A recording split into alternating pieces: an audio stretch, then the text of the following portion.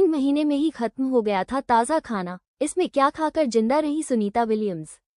करीब 9 महीने तक अंतरिक्ष में फंसे रहने के बाद सुनीता विलियम्स और बुच विल्मो आखिरकार धरती पर लौट चुके हैं।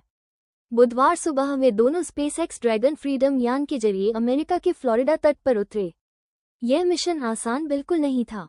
भारतीय मूल की एस्ट्रोनॉट सुनीता विलियम्स और उनके साथी बुच विल्मो 9 महीने से ज्यादा समय तक अंतरिक्ष में फंसे रहने के बाद बुधवार को धरती पर लौट गए।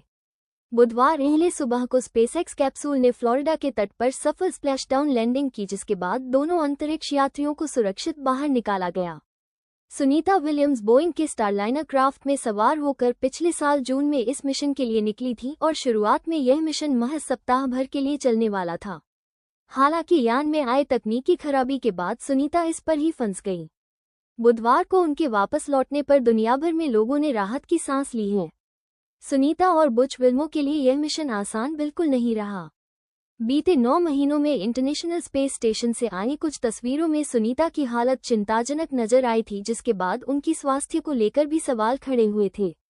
वहीं ऐसी खबरें भी आई थी कि सुनीता स्पेस में अपना मूत्र पीकर जिंदा रह रही हैं।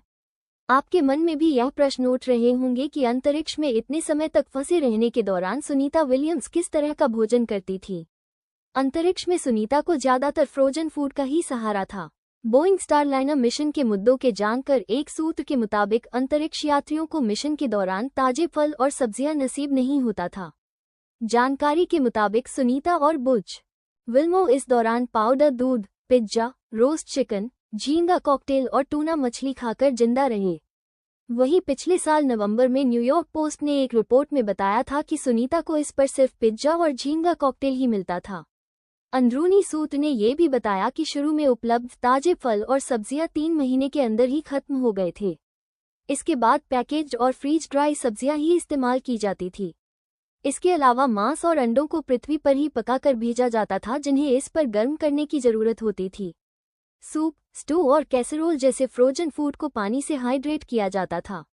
वहीं पानी के लिए उनके मूत्र और पसीने को ताजे पानी में रिसाइकिल किया जाता था। हालांकि विशेषज्ञों से स्पष्ट किया है कि सुनीता का वजन कम खाने की वजह से नहीं घटा। विशेषज्ञों के मुताबिक ये बहुत स्पष्ट होना चाहिए कि वजन में कोई भी कमी इस पर खाने की कमी के कारण नहीं है। एक विस्तारित मिशन के लिए भी पर्याप्त भोजन था। गौरतलब है कि अंतर्राष्ट्रीय अंतरिक्ष स्टेशन को हर अंतरिक्ष यात्री के हिसाब से हर दिन लगभग 3.8 पाउंड भोजन उपलब्ध कराया जाता है।